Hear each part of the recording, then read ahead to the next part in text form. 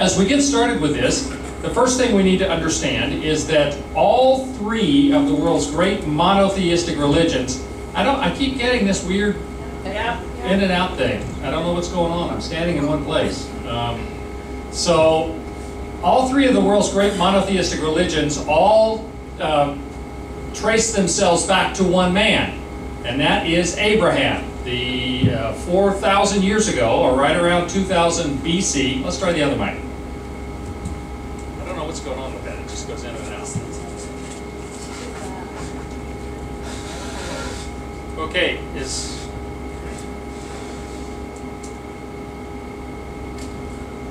that better? I'm not getting anything now. That's good. Okay, you all right? Yeah. Okay, let's stay with that. You guys tell me it's okay? It's okay.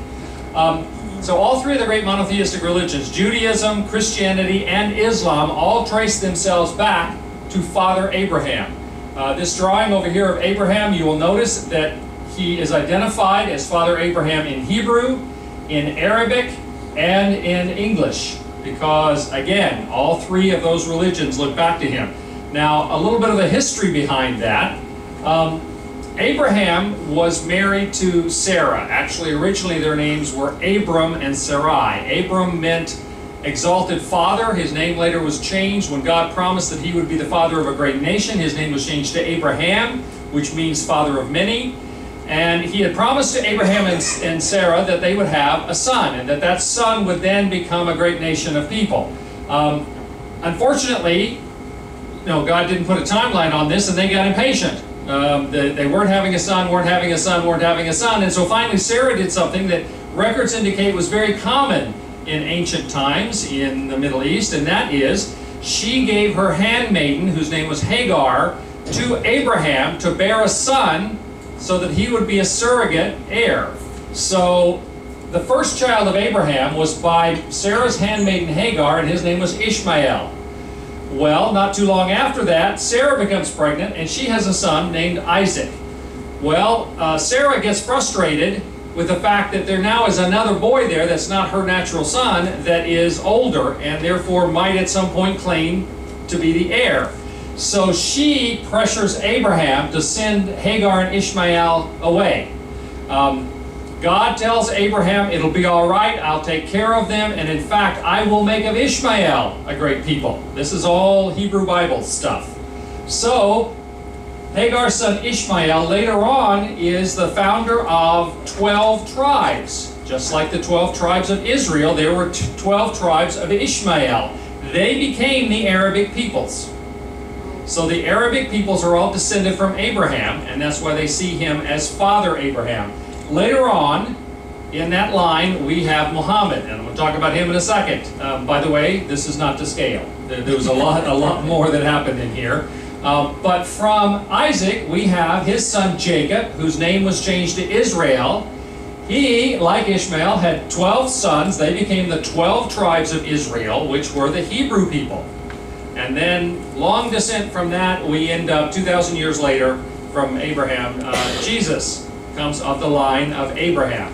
So they are all descended from Abraham, and all of the three great monotheistic religions trace themselves back. We're going to focus right now on the Islamic part of this, and so we start with, of course, the prophet Abraham. Abraham was born in the city of Mecca in the Arabian Peninsula in 570. He was orphaned as a young child, was raised by an uncle, and was involved in the caravan trades, during which he got exposed to a lot of different kinds of people, including other religions. Jews and Christians were common in the areas that the camel caravans in the Middle East would travel. So he had exposure to them. At age 25, he started working for a widow named Khadijah, who was 15 years older. She was 40. They fell in love and they married, and for the next 25 years, Muhammad did not take a second wife. Polygamy was common in those days, but apparently they loved each other. They had a great relationship, and so he never took another wife during that whole time. When he was 40 years old, about 610 AD, Muhammad had a habit of going up into the mountains above Mecca and entering into caves for times of meditation and prayer. he had a conception of there being one God, even though at that time in Saudi Arabia, particularly in Mecca, they were polytheistic. The Kaaba, which we'll see a picture of here later, which is this black stone that's in the center of now of a mosque in Mecca, that was a site of polytheistic worship. There were many different idols of other gods in the Kaaba. And the Kaaba, by Islamic tradition, had been built by Abraham and his son Ishmael. They had come to Saudi Arabia and built it. So there's all this polytheism. Well, Muhammad, during one of his times of meditation in 610 AD, the angel Gabriel, or Jibril as they would call him in Arabic, made an appearance to Abraham and told him that he was bringing a message from Allah, God, and the word Allah means God, but it means the God. It's a very clear singular. So that Allah was sending a message to him and that he was to recite. Muhammad was illiterate, but the angel, and his first reaction apparently by his own testimony was, I can't recite, I'm not a man of letters, I can't, and yet the angel Gabriel was insistent, you must recite what I tell you. Later on, the messages that he received initially and then later, he recited to other people, and later on they were written down, but Muhammad couldn't write them down, being illiterate. So he came back down from that first encounter to his wife Khadijah and said, either I'm going insane or God has called me to be a prophet. And after several more revelations, Khadijah believed him. He decided, yes, I've been called to be a prophet, and he started to share the message that he'd been given. In 3 years, the first 3 years, he only got 40 converts. And during that time, while he was sharing the message in Mecca, and this is Mecca and Medina in the Arabian Peninsula. In Mecca, he came under considerable persecution. He was telling them it's wrong to worship multiple gods. They didn't want to hear it. Mecca was kind of you've heard the expression, well, it's a real Mecca of commercialism, right? Well, Mecca was a place where people would come to worship these multiple gods that were in the Kaaba. And so there was a lot of money involved in this. And by his preaching, Muhammad was threatening their pocketbooks, and so he and his followers came under considerable persecution. At first, they would just, throw sticks at them and throw dirt on them when they were praying, but eventually the persecution got really dangerous. After a while, there were a group of people. There was a city about 280 miles north of Mecca, which at that time was called Yathrib.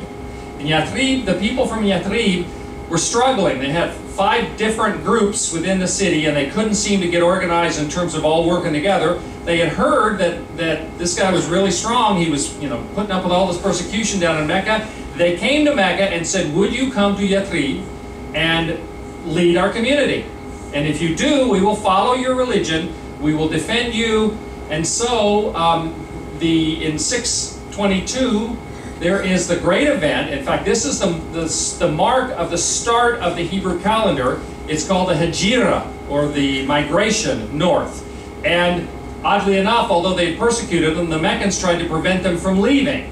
Well, they managed to get away, led by Muhammad and his father-in-law at that point, Abu Bakr, his closest follower and companion.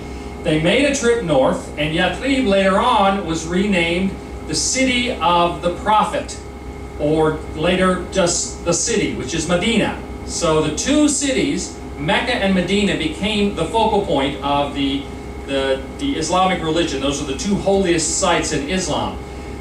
The people from Mecca attacked the people of Medina a couple of times. Usually the Medinans, although they had a smaller army, they ended up being successful. They were defeated once, and Muhammad was wounded during that war. But eventually, after much battle, Muhammad comes back to Mecca in front of an army, and they receive him and accept him, and the whole city converts to Islam. And at that point, he begins to share the message of Islam throughout Saudi Arabia, and virtually during his life, the whole of the Arabian Peninsula converts. Particularly, those of you who were in Oman, those of you who were before we got on this cruise in Dubai, we went to Oman. Oman is very proud of the fact that they were some of the earliest converts to Islam. Now they practice a different kind of Islam. It's called Ibadi. It's not Sunni, it's not Shia, and I'll explain those in a minute. But Mecca and Medina continue to be the most holiest of sites. Okay, I'll give you a few minutes to memorize this. This is Muhammad. This is his whole genealogy. You will notice here his daughter Fatima, I'll talk about in a minute, and Ali, his son-in-law and cousin. Muhammad's father and Ali's father were brothers. Down here you get Abu Bakr, Umar, and Uthman. Now let me tell you why those people are important. When Muhammad died, there was a considerable question as to who should succeed him leading the Islamic movement. A number of people believe that it should be Ali, because Ali was the only male blood relation that Muhammad had, and they came from a tribal background where there was an inheritance. It went to the son or the closest male relative. And he didn't have any sons. He only had daughters. And there was much discussion. Finally, the Ummah, the community, which is a very important concept in Islam, they decided that instead of it being a blood relation that is passed down to, they needed to select the person to be the successor to Muhammad who was the best choice, the one who best exemplified the ideals of Islam and what Muhammad had taught. And so they selected Abu Bakr, who was a father-in-law of Muhammad. Abu Bakr became the first of what were called the rightly guided caliphs, or Rashidun caliphs. The word caliph means successor.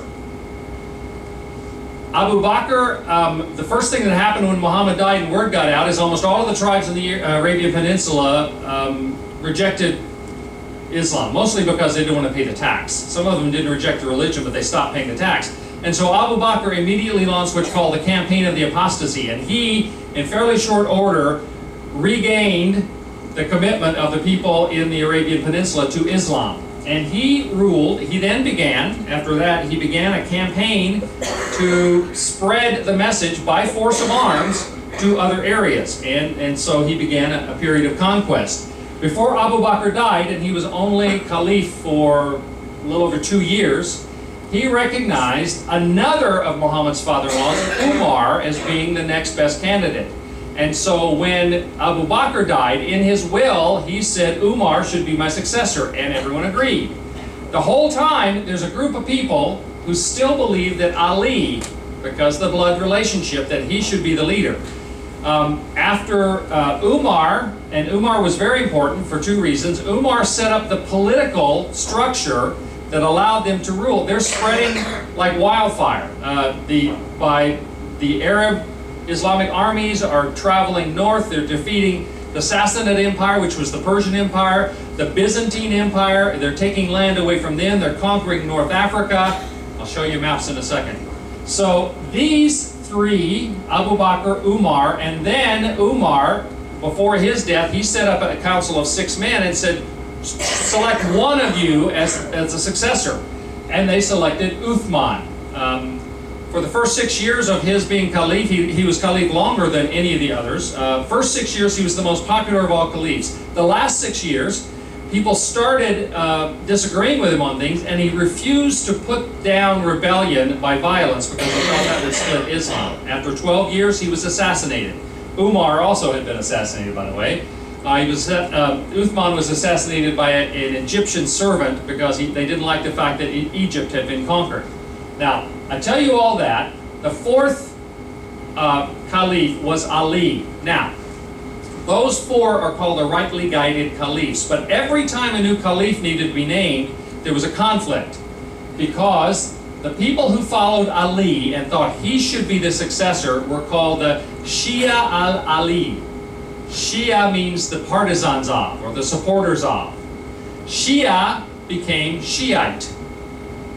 And today, the second biggest sect of Islam are Shiites, those people that are descendants of the first people who thought Ali should be the caliph.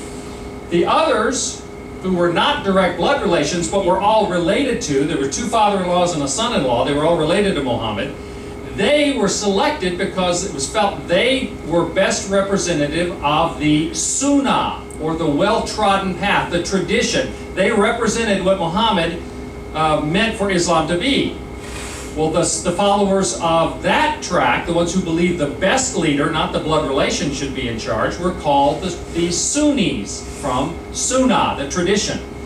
Well, the Shiites, the partisans of Ali, and the Sunnis, those who supported the one who they thought best represented the tradition that Muhammad had started, became the dividing line in Islam. Shia and Sunni.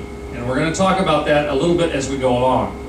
This gives you an idea of the dark orange down here, including this part of Oman, was what became Islamic during Muhammad's life. When he died, you have the territory added by the 4 caliphs. That's Abu Bakr, Umar, Uthman, and then finally Ali. They took over all this area in yellow. All of Egypt. Remember, one of the Egyptian servants assassinated Uthman because of that, or Umar, excuse me, because of that. All the way over into modern-day Libya. They conquered most of the Persian Empire. They took over a significant part of what had been the Byzantine Empire. The Byzantine Christian Empire and the Persian Sassanid Empire had been fighting each other for so long they just worn each other out. So they were easy targets once the Arab Muslim armies started attacking.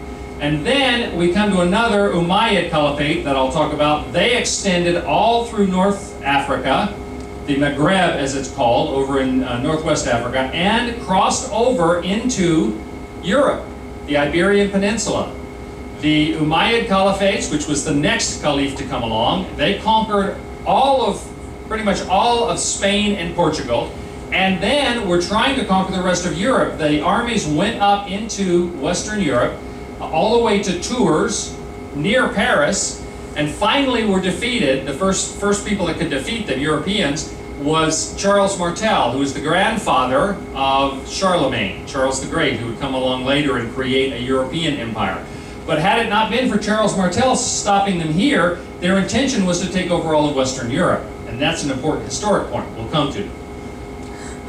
This is what the 4 Rashidun, or rightly guided caliphs, were able to take over. Abu Bakr, Umar, Uthman, and Ali, the 4 successors right after Muhammad.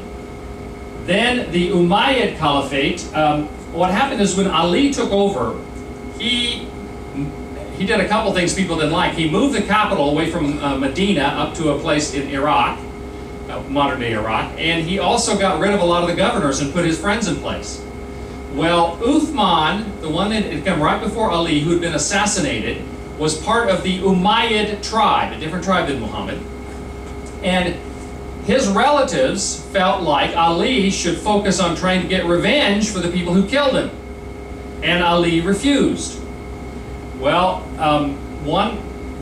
Muhammad's favorite wife, Aisha, put together an army, marched north as far as Basra, fought a battle. They captured 4,000 people they thought had been involved in the plot to kill Uthman. They executed them. And so Ali's forces and Aisha's forces ended up coming face to face. Neither one of them wanted to have a battle. And yet, in the night, a battle started. It's called the Battle of the Camel. It was the first civil war between Muslims. Well, one of the relatives of Uthman, who was based in Damascus, his name was Muawiyah, he ended up challenging for the caliphate and defeated Ali in battle. Actually, they had kind of a draw, and then the decision was made for Muawiyah. Ali was killed in battle, and so Muawiyah takes over. There's a new caliphate, and that's the Umayyad Caliphate. They extended further to the east and further to the west, up into, if you've been to the Alhambra, or the beautiful, some of the beautiful cities and buildings and things that are currently in Spain, that was a product of the Umayyad Caliphate taking over Iberia. Then the Abbasid Caliphate comes along, completely different group. They take over from the Umayyads. They move the center to Baghdad. They build the city of Baghdad. The Abbasid Caliphate was responsible for the golden age of Islam in Baghdad, where the science and mathematics and medicine and astronomy, they were seeking to take all of the great writings of history and can translate them into Arabic and keep them in Baghdad. And that lasted until the 1200s, when they were destroyed. The city was destroyed by Hulagu Khan. The Abbasid Caliphate lasted longer, but that was the main part of it. During the same period of time, though, there were challengers. The Fatimid Caliphate, which was all in North Africa and Egypt and the area along the coast, the holy cities, the only time the Shiites have ever controlled anything was the Fatimid Caliphate, named after the daughter of Muhammad, who was the wife of Ali. During the same time that the caliphs were up here in Baghdad, they ended up taking over a lot of land. Under the Abbasids were, from a scholarly point of view, they were great, but from a military point of view, not so great. They lost all of this territory to the Fatimid Caliphate. They lost the Iberian Peninsula, the Western European part, to the remaining Umayyads. And so there were splits happening all the time here. And then finally the Ayyubid dynasty. Within the Fatimid Caliphate, there was the vizier of the Fatimid Caliphate was named Saladin. You know the name? He was involved in the Crusader Wars on the Muslim side. Well, he was vizier for a long time, and he saw all of this, what he thought was just stupid rulership, that the rulers were not worthy. So he ended up taking over the Fatimid Caliphate and turning it into the Ayyubid dynasty. He did not claim religious authority for himself. He did not say, Saladin did not say, I am the successor or caliph to Muhammad. He referred that back to the Abbasids, who were still around. But he did overthrew the Fatimid Caliphate and created the Ayyubid dynasty, and this was one of the richest times, one of the most prosperous times for the Muslim empires. Now, some of these empires were the largest empires. The Umayyad Caliphate, for instance, was the largest empire in history to that point. To this day, it's still the 5th largest empire that has ever existed. So they're conquering an enormous amount of property in a very short period of time. Then from the Far East, from Merv, Turkmenistan, a group of Mongol warriors who had been converted to Islam traveled to the west, and in a battle in 1040, they were mercenaries. They were fighting on the side of the Persian leaders who were Islamic by that point, and yet they got, just like Saladin, they got tired of the people who were in charge and said, we're doing all the fighting, we're the ones that are strong, why are we listening to them? So they ended up in 1040 conquering the local Persian Muslim leaders and becoming the rulers. They were the Seljuk Turks. Turks because they came from Turkmenistan. They then continued to control territory. In 1071, they defeated the Byzantine army, the Byzantine Christian army, which was located in Constantinople. And this was very close to the time, by the way, that the Crusades started because the emperor in Constantinople sent a message to the Pope in Rome and said, I've got these Muslim armies right outside my door, help. And so that's what started the Crusades. But you'll notice they took over most of Asia Minor, what we know of as Turkey today, and Constantinople is right there. And so they were right outside the doors. So the Seljuk Turks take over. They become the largest part of the Muslim world. And then later the Osman, one of the Turks, he manages to take control. We're not really sure to this day how. He creates the Ottoman Empire. And in its heyday, which was in the 17th century, they were right outside the gates of Vienna. They conquered all of Eastern Europe, the Crimea, all around the Black Sea, Armenia, all of North Africa, and Egypt, and the holy cities. So Ottoman Empire became a very powerful empire in its early days. Later on, it got weaker and weaker and weaker. It was known as the sick old man of Europe eventually, and through a series of battles. Initially, they were being opposed by what was called the Holy League, which were Christian nations in Europe that were fighting back against the Muslim armies and trying to hold them at bay. Interestingly, in this period of time in the 1500s, when the Ottoman Empire was sending troops into Europe, was the 16th century, 1500s, was when the Protestant Reformation happened. And every time the Holy Roman Emperor, Charles, was just getting his army together, being ready to squash the Protestants, there would be another incursion by the Muslim armies in the east, and he would have to send his armies over here to fight battles. And during that period of time, in Germany and Switzerland and elsewhere, the Protestants got a foothold, and that's why we ended up with the Protestant Reformation being successful. But the Ottoman Empire, through a series of wars, they ended up losing more and more and more territory until eventually they lost all of North Africa and Egypt, all of Armenia, all of the European properties with the exception of a tiny area near Istanbul. And this dark brown was all that the Ottoman Empire was leading up to 1914. And we know what started in 1914, right? The First World War. When the First World War started, there were 6 great empires in Europe and in Asia.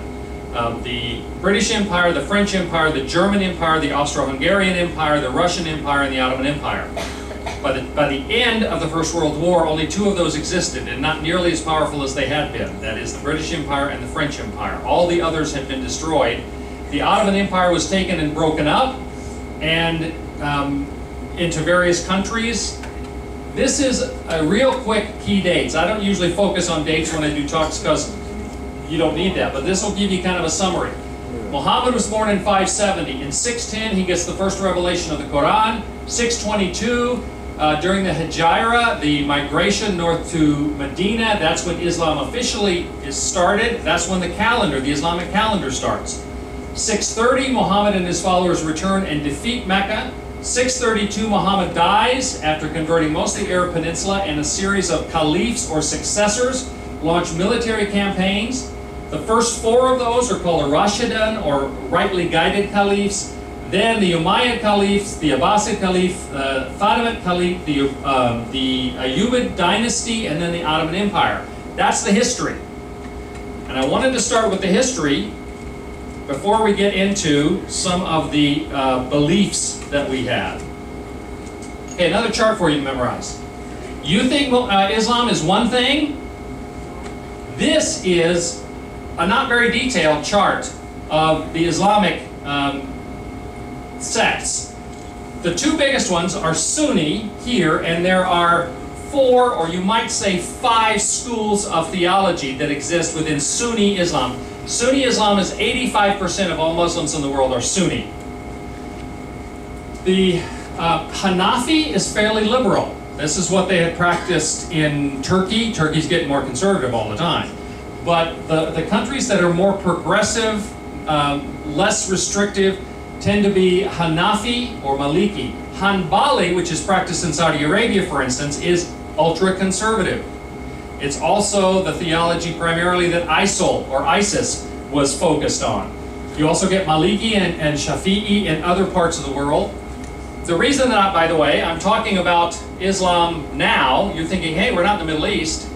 The Middle East only constitutes 20% of all the Muslims in the world. Only 20% of the world's Muslims are Arabic.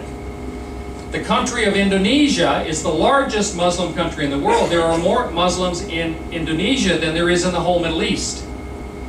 Africa has a large percentage of Muslims now across the northern Saharan and immediate sub-Saharan Africa.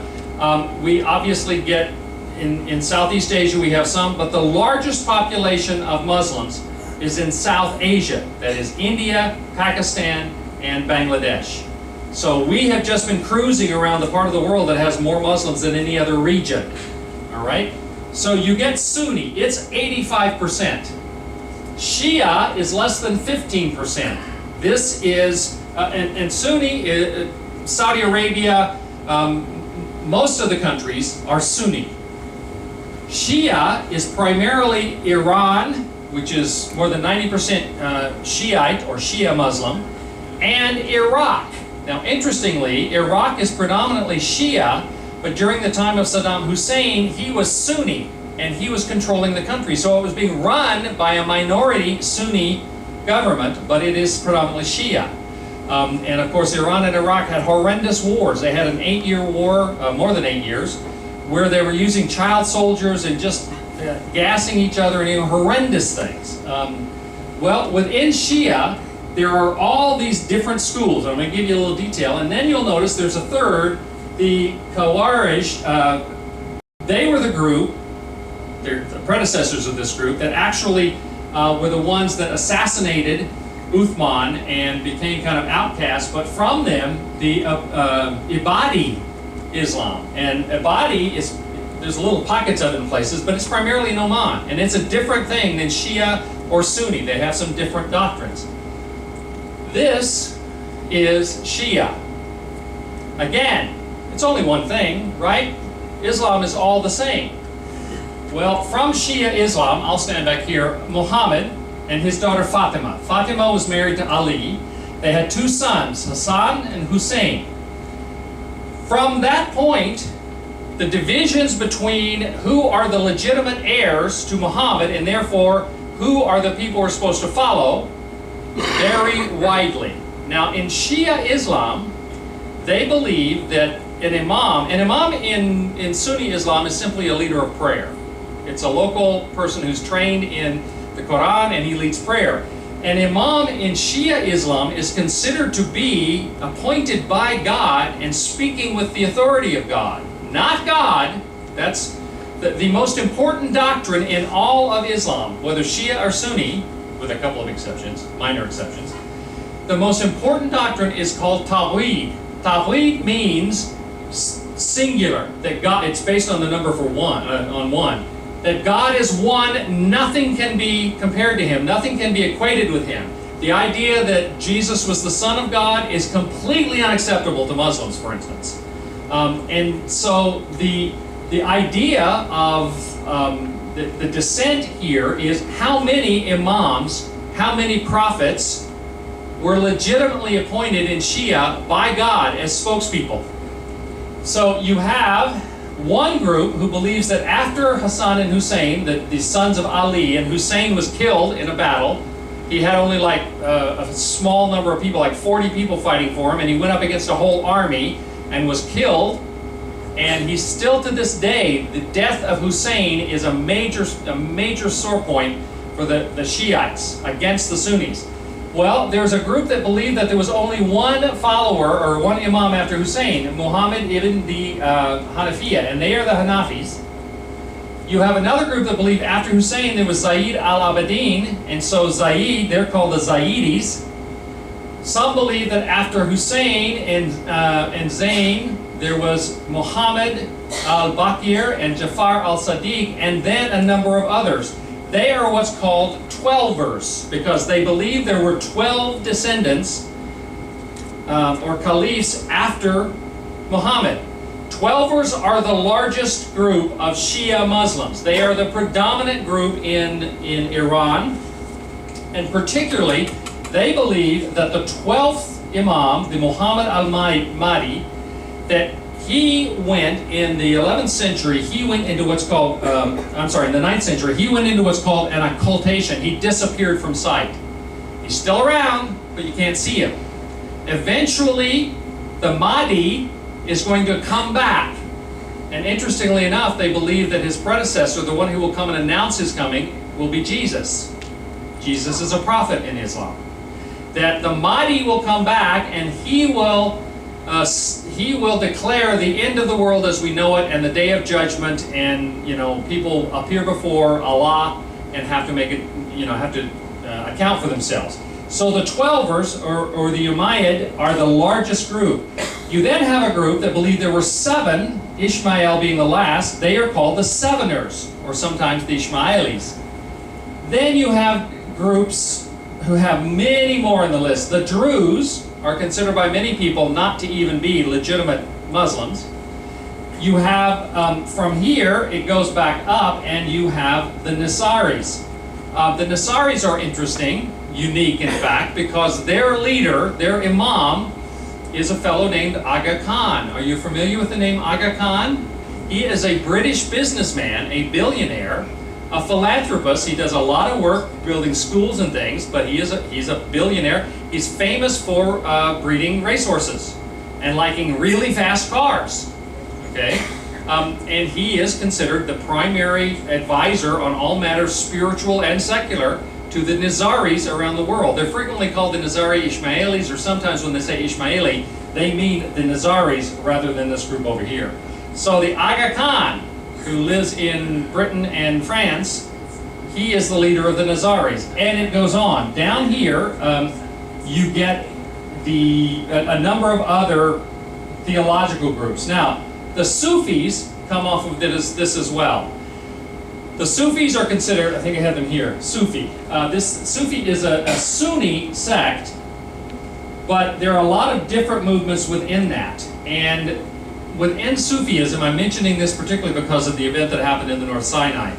There are some aspects of Sunni that are committed to devotional practices, some spiritual practices that are more direct. The goal of Sufism is to come in direct contact with Allah, which is considered to most Sunni Muslims to be heretical.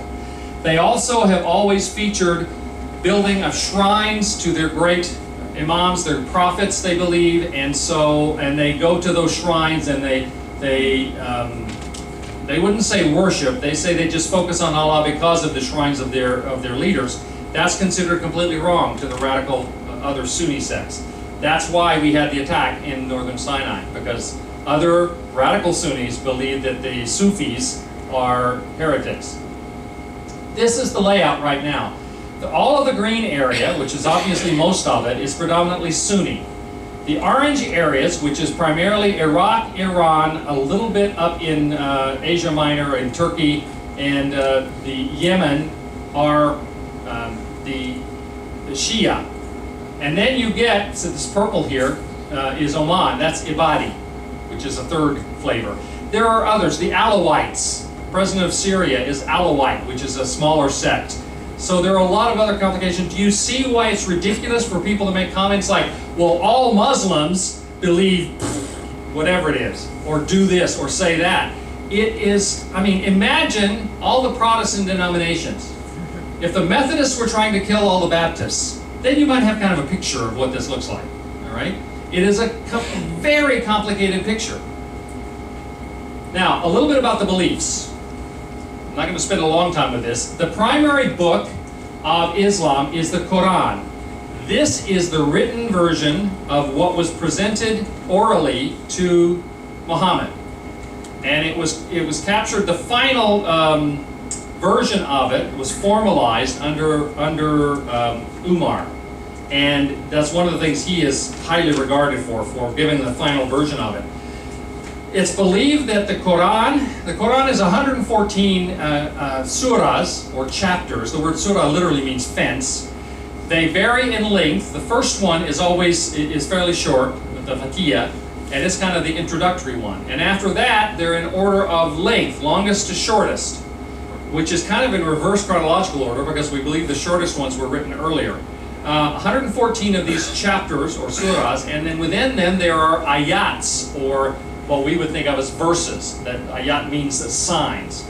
It is believed that the Quran has existed by most Muslims. They believe that the Quran has existed eternally, that it is the very word of God, that it is in some ways kind of the incarnation of God, and that it is only truly legitimate if it is in Arabic.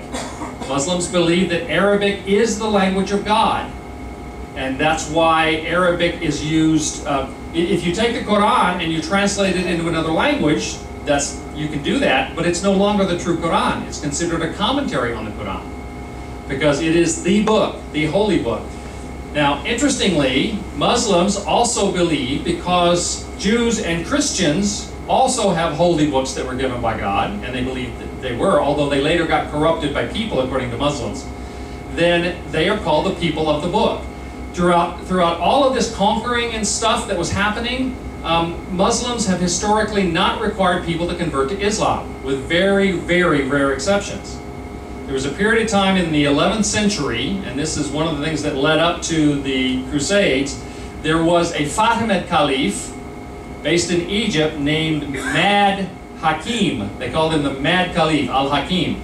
He was actually killing Christian pilgrims who were coming to the Holy Land and destroying Holy Land sites that were Christian.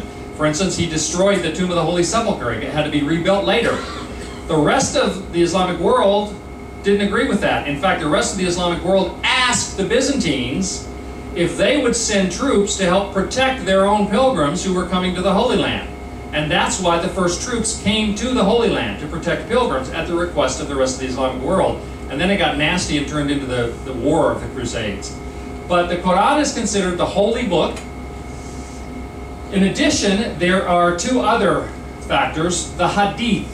Hadith are the writings that capture the words and actions of Muhammad and his companions. And it's not seen as coming down from heaven. It's a human document, but very important, because the Quran says, obey God and obey His prophet.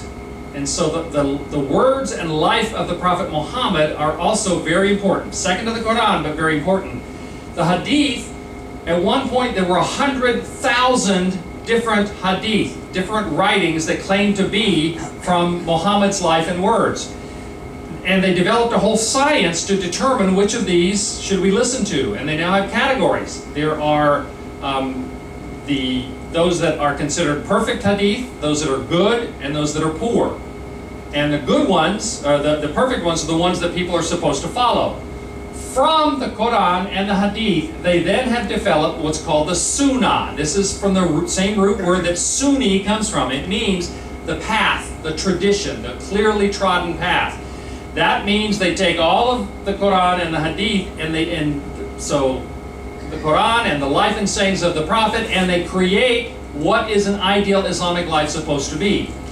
Now, one of the reasons that you get very different interpretations of Islam in different countries is that Sunnis and Sunnis and Shias have different priorities on which Hadith they follow. And the Hadith is critically important in developing the Islamic law, the Sharia.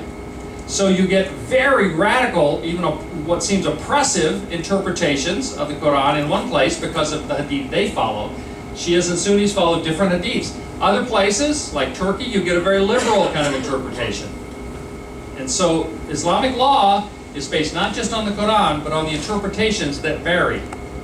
For instance, women's clothing. And you've seen, women in countries that don't have their heads covered, they'll wear Western clothes. In Turkey, for instance, before it's starting to get more conservative, but women would be out, heads uncovered, often wearing a trench coat when they were outside in order to cover themselves.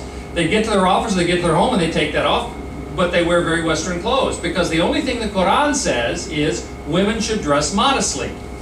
Well, interpret modestly. Obviously, in Iran and in Saudi Arabia, and in some of the other very, very conservative countries who have different hadith that they follow, modestly is a very different interpretation. Okay? There are 6 articles of faith in Islam. I'm not going to dwell on these, but just to let you know, belief in one God. I mentioned that Tawhid is the most important doctrine in Islam. It means the singular nature of God. Allah means the God. The greatest sin, in fact, the only unforgivable sin in Islam is called shirk. Shirk means to take anything and make it equal to God. Not only to worship another God, but also if you take money or power or prestige or anything else and make it more important than God, that is the unforgivable sin in Islam.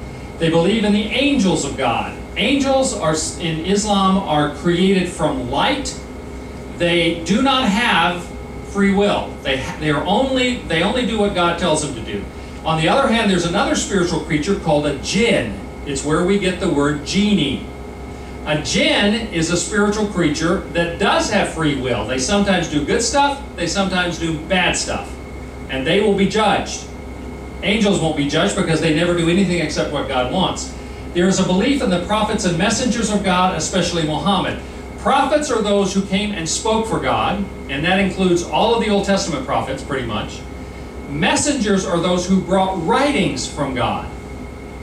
And I'll just show you this. The messengers include Noah and Abraham, who we don't have the writings they were given, but Islamic tradition said they were given the writings. Moses received the Torah, or Torah. Jesus received the Injil, or the Gospels, and Muhammad received the Quran. They are the messengers. They're a step up. But they have other prophets: Adam, Job, Lot, Ishmael, Isaac, Jacob, Joseph, Aaron, etc.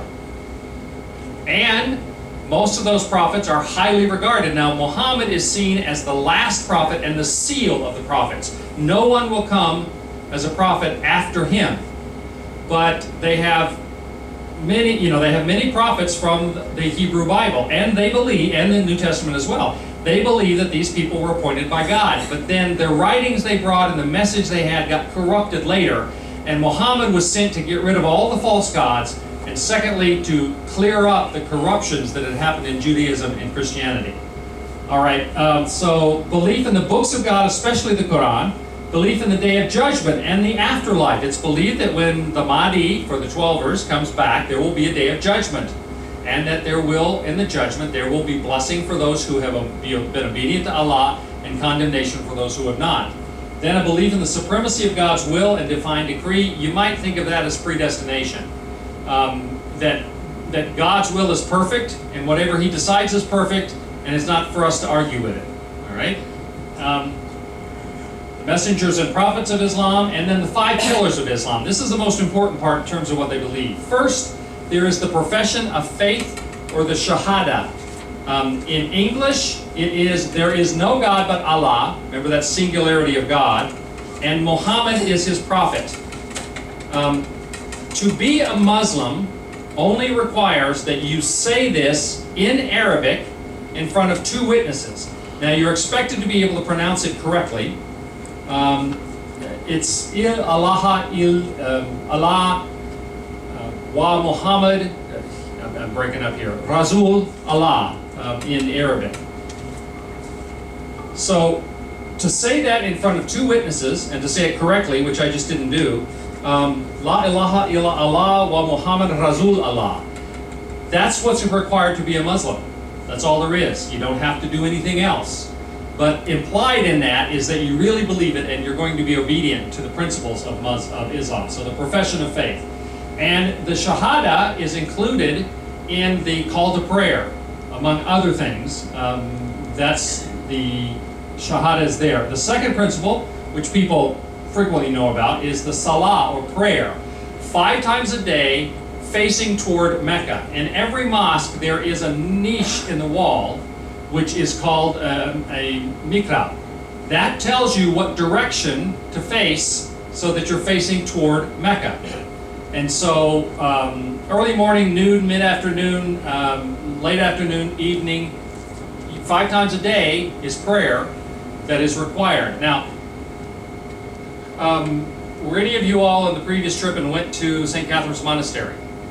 Anybody? Well, St. Catherine's Monastery, they have a mosque on the property of St. Catherine's Monastery. It's a walled monastery, one of the oldest in the world, and they have a mosque in there. But the mosque has never been used because when they built it, they put the orientation of Mecca, the mihrab, is pointed in the wrong direction. And so it's not legitimate to use. And I've always wondered if maybe those monks knew what they were doing. Because it's never been used for Muslim worship inside this Christian monastery. So 5 times a day, and on Fridays people are expected to go to the community prayer in a mosque. Now there are, in all of the 5 pillars of Islam, there are exceptions. If you are pregnant or nursing, if you're traveling, if you are ill, then you get a pass. Now the idea is that you hopefully will make these things up later when you're better or not traveling anymore. Or if you have a job, like you're a surgeon, and you can't just stop what you're doing when the time comes and pray, then that's okay. You know, there's not a problem with that. The third is generous almsgiving, or zakat. According to Islam, every Muslim should give the equivalent of 2.5% of their total possessions, not just their income for the year or the month or whatever. They should give 2.5% of the value of all their possessions to the poor, to the support of Islam every year. In addition, they're encouraged to give charitably to people in need beyond that. But this is an expectation. But again, it's if you can afford it. There is an exception. If you are poor, if you cannot afford it, then you don't have to do that. Number 4, fasting or psalm, especially during the holy month of Ramadan. The month of Ramadan is the holiest of time for all Muslims, and the expectation is that from daybreak until sunset, you will not eat anything, you will not drink anything, you don't chew gum, you don't curse, you don't participate in sexual activities. So it's not just fasting from food, it's fasting from any other bodily pleasures or bodily appetites. And the month of Ramadan moves by 11 days every year because the Muslim calendar is a lunar calendar, and so every year Ramadan starts 11 days earlier. So over a period of time, it will be throughout the whole year. It's obviously more difficult to maintain the fast of Ramadan during the summer months because the days are much longer and the heat, and you're not allowed to drink and all kinds of things. But This is a requirement as part of one of the pillars of Islam. Now again, if you're sick, traveling, pregnant, there are lots of reasons why you don't have to do this. But the idea is if you can't fast during Ramadan, then try to make it up later. But there's nobody checking it off to make sure you do that. And number 5, the pilgrimage to Mecca, or the Hajj, at least once in life. The expectation is that every Muslim will at least once in their life, that they will travel to Mecca during the period of Hajj, which happens in the last month of the Arabic calendar. And there are various ritual activities that you do during the Hajj. And when we were in Egypt, any storekeeper, and sometimes houses, that have made the Hajj, on the sides of their building, they will have painted a ship. If they made Hajj by ship, if they went by airplane, they'll have an airplane painted on the side of the building. Not everyone, but this is very common. If you attend Hajj, you achieve an honorific that you can add to your name if you wish. You are a Haji. And so Haji can be added to your name. This is what it looks like during the period of Hajj. Between 2 and 3 million people, usually, will go to Mecca. This is the main mosque, and there's the Kaaba in the middle. The Kaaba, I'll show you a bigger picture in a minute.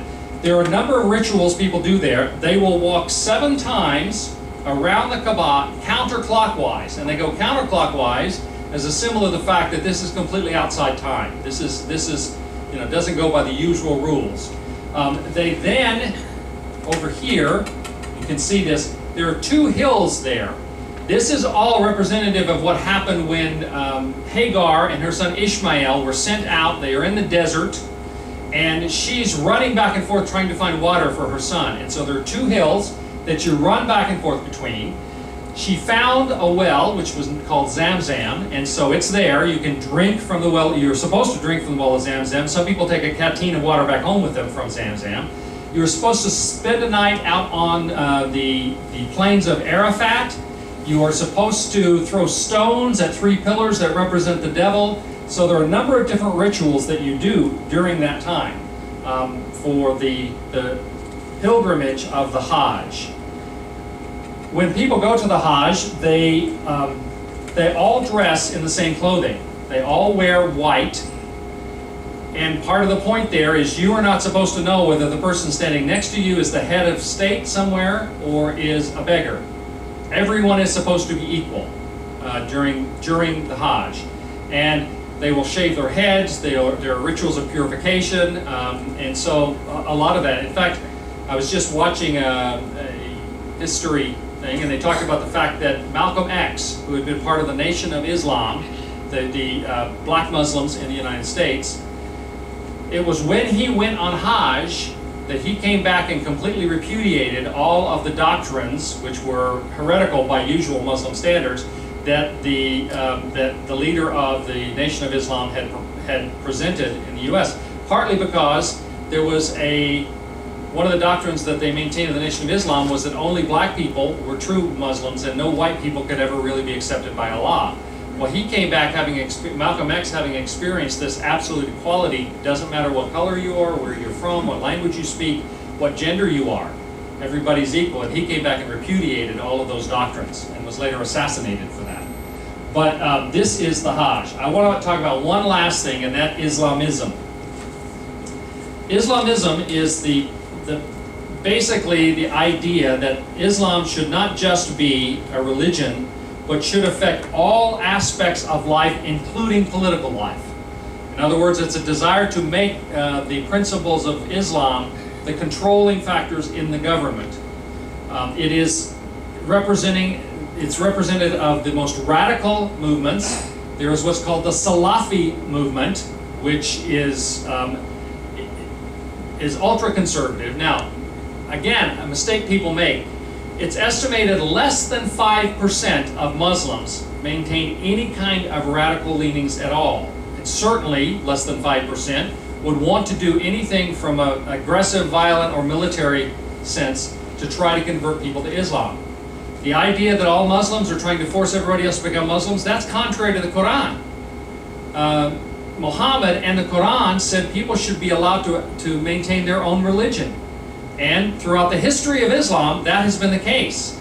Less than 5% would be part of what's called the Salafist movement. The Salafi movement started really in the 1920s with the Muslim Brotherhood. They're the group that had taken over had been elected into the Egyptian government. They lasted about a year before the Egyptians realized what a mistake they made, and they threw them out, and then had another election and brought someone else in.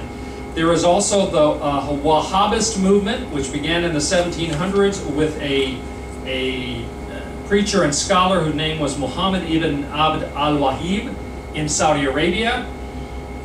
Wahhab happened to join forces with a guy named Saud, who is the ancestor of Ibn Saud, the fellow who started the family of Saud and created Saudi Arabia, conquered the rest of Arabia. And so they are Saudi Arabia is under the Wahhabist doctrine, one of the most conservative doctrines that they have.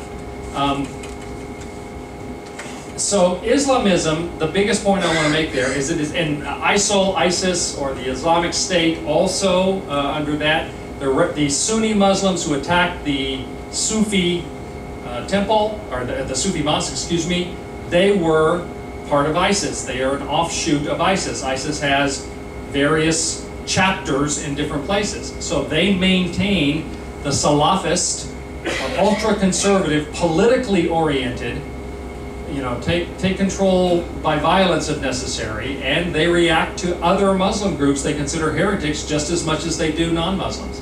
And that's what we saw in that.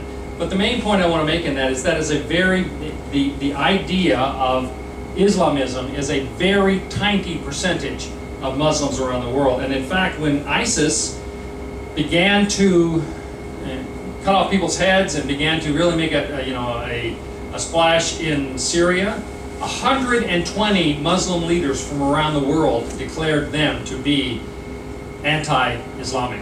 120 Muslim leaders, including the primary leaders from all over the world. So the idea that all Muslims are in favor of that kind of thing simply is not borne out, either historically or even in modern times. That's a crash course. I've gone long, but there's a whole lot to it. Are there any questions about any of that? Yes? Do women go on the Hajj? Yes, men and women go on Hajj. And by the way, in terms of, some people say, well, women are second-class citizens because they're not allowed in the main room in temples. Well, the reason, and a lot of Muslim women will say they appreciate that, because there are not supposed to be any distractions during prayer. And you obviously kneel down, you bend over, put your forehead on the ground, and if women and men were doing that together, men being the brutes that they are, would be distracted by the fact that there are women's backsides right in front of them. And so women are required to be either in a different room to the side or on a different floor. Most modern mosques try to make arrangements for them to be in a position where they can see the imam, because they usually will have a sort of sermon before they actually have the time of prayer. But it's not because women are considered less important, it's because nobody's supposed to be distracted, and it's actually out of regard for women, that they not become objects and distract men from what they're supposed to be doing there, okay? But yes, women are considered, and in some countries, women are in many ways very much accepted. In fact, when Muhammad came along, he changed some of the rules that, again, interpretations have gone back. Women were allowed to initiate divorce. Women were allowed to own property. Women were allowed to maintain their property when they married. The initiation of Islam, women were given freedoms that they had never known before. And obviously some of that has slipped because of interpretation since then. Back there, yes? Is a woman allowed to be an imam? What's that? Is a woman allowed to be an imam? Is a woman allowed to be an imam? In very few places, but there are a few places that they're allowed, because an imam, not in Shia, but in Sunni, because they are prayer leaders. And there's actually a movement called progressive Islamism, progressive Islam, that want to have a separation of church and state, and women are seen as completely equal. And so in rare instances, it's not very common, but women are allowed to be prayer leaders. Yes? When you gave us the history of Islamic expansion throughout the Right. North Africa, some in Europe, and then into Asia. I got the sense that there was a lot of military campaigns involved in the evolution of that. Right. And yet, that sounds contrary to what the Quran expresses.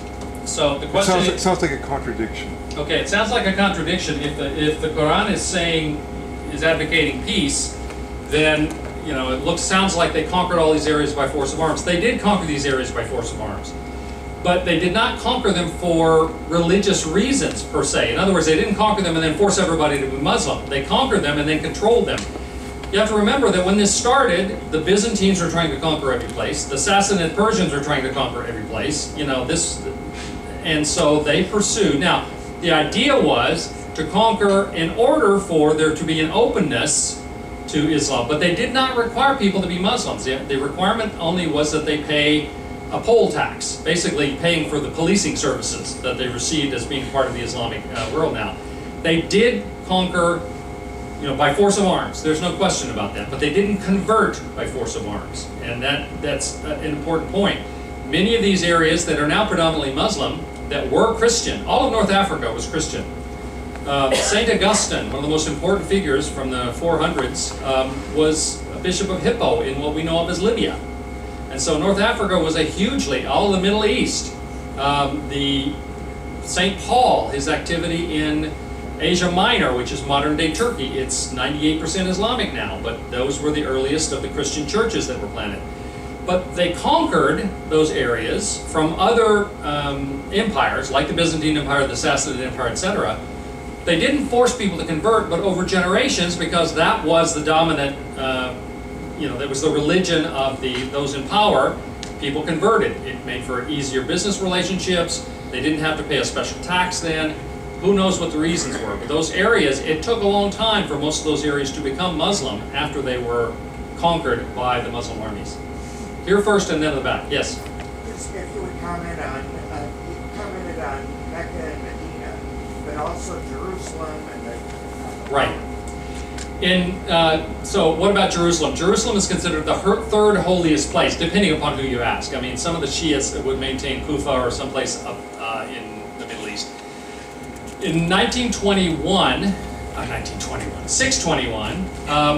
before the Hijra, Muhammad, the story is told that Muhammad was given by Allah a winged steed, sort of a horse-like creature, not quite a horse, and that he was able to make the trip from Mecca to Jerusalem in one night.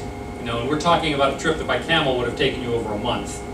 In one night, and when he got there, he spoke with some of the prophets of old, and then, because this winged steed was carried into heaven, where he was given other special training and was actually had an audience with Allah, and then came back to earth, and when he came back to earth, was then delivered back to Mecca by this winged steed. Well, today, the Dome of the Rock, which is the large golden dome temple that's on the, or mosque that's on the Temple Mount, in Jerusalem. It's called the Dome of the Rock because right in the middle of the mosque there is a huge rock, and on it there is what looks like a horseshoe print.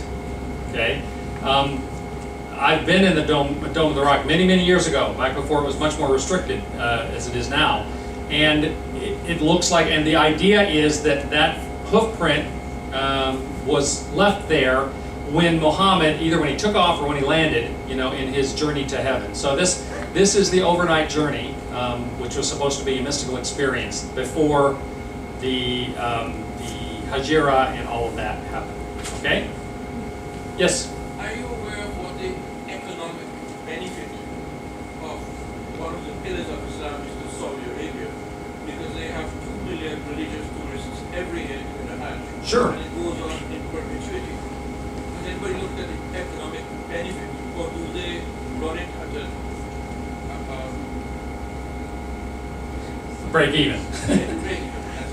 So his question is, has anybody really examined the economic benefit to Saudi Arabia, the fact they get between 2 and 3 million people every year coming for Hajj? I'm sure they have. I mean, that's the sort of thing that people would be very interested in probably. And I don't think they run it as a break even. I think that having all of those tourists, I mean, just the value to the shipping lines and airlines and all that would be enormous. These people, when they're not actually staying out on the plane, the planes of Ararat or whatnot, they're going to be staying in hotels. They're probably going to be traveling around on before or after. And so, yes, I'm sure there's enormous financial benefit to Saudi Arabia for that. I don't know what that is. But part of the reason I ask is every year there are disasters because of poor Yes. infrastructure. And I recall a few years ago there were 500 people trampled to death. Right. And when the lawyers wrote to King Fahd, he said that's the will of Allah. Yeah. No compensation. Yeah. Every year they do have either major or minor disasters. A few years, in fact, it dropped down significantly a few years ago because they had like 500 people killed in the stampede. Something panicked people, and there's so many people packed together. They started, rushing to try to get away from something, and people were killed. They were trampled to death. People get trampled to death at college football games too. Not as many, but because of that big event where about 500 people died, there was a huge drop the next year in the number of people who went on Hajj. And so that has had an effect, but I think it's climbing back up again now. So, but that is a factor. Now, anytime you get 2 to 3 million people together in one place, you can imagine the logistics of trying to maintain that. So, thank you all very much for being here for this lecture and for all of the lectures throughout the course. Thank you.